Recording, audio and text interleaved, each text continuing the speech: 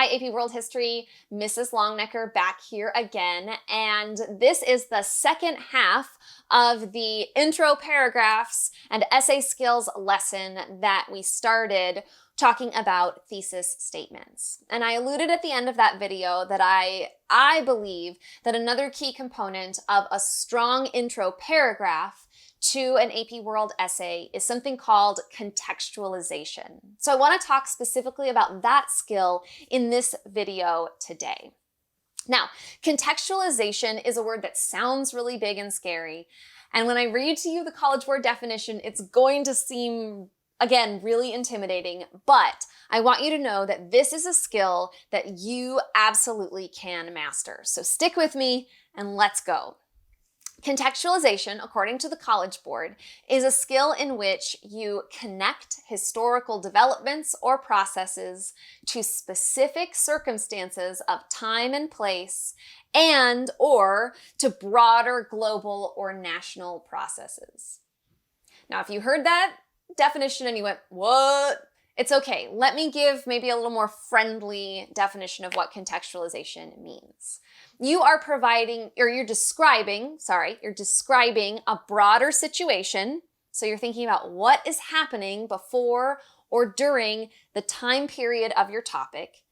And after you describe that broad situation, you connect it to the specific topic of your thesis. And that's why I think contextualization belongs in the intro paragraph, because you start broad, you make a connection, and then you go into your thesis specifically. So the two things really tie together logically and skill-wise. And if you tie them together in your writing, it can make for a really effective opening paragraph. So I think the easiest way to teach you contextualization is to show you an example.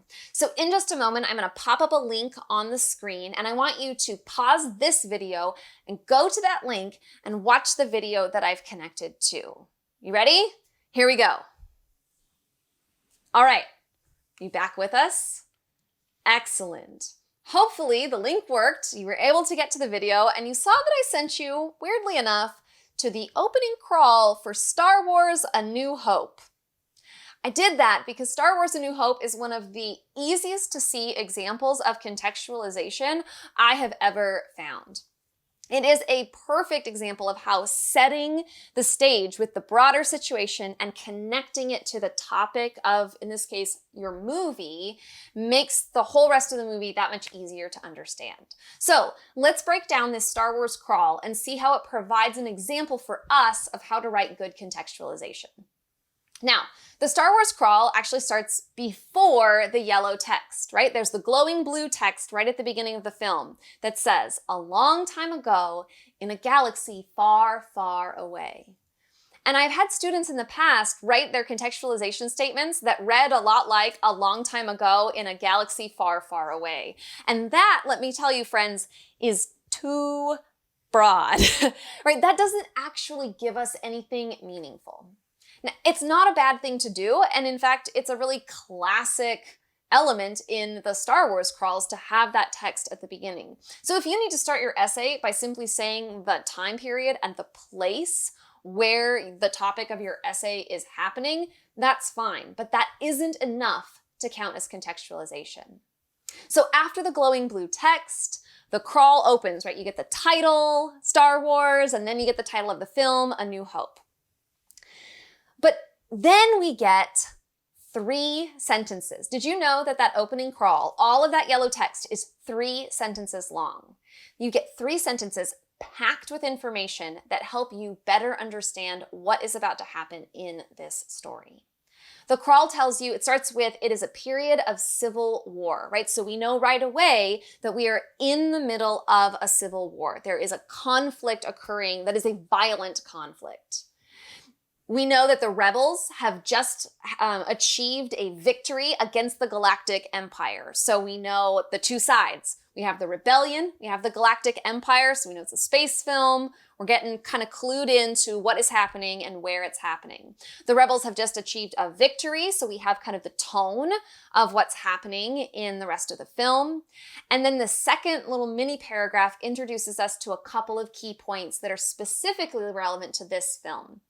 We are introduced to the idea of the Death Star, which is the ultimate weapon that can destroy a planet. And we're introduced to the idea that the rebels have just stolen the plans for the Death Star. This contextualization does exactly what yours should do in an intro paragraph for AP World. It starts big: Civil War, Rebellion, Galactic Empire. Narrows it down: rebels have scored a victory.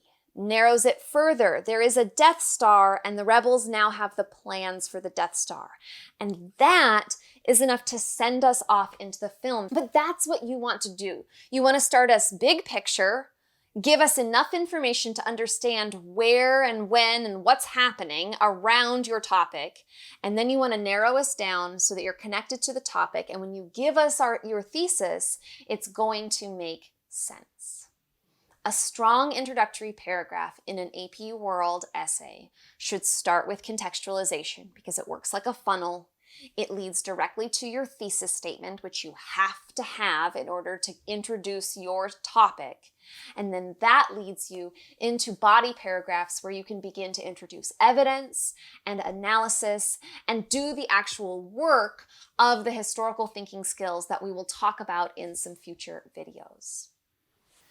I am confident that you have right now all of the skills you need to successfully write this intro paragraph, and I can't wait to see what you come up with. AP World History students, you are doing some awesome work. I will see you in the next video. I hope you have a good one. Bye, everybody.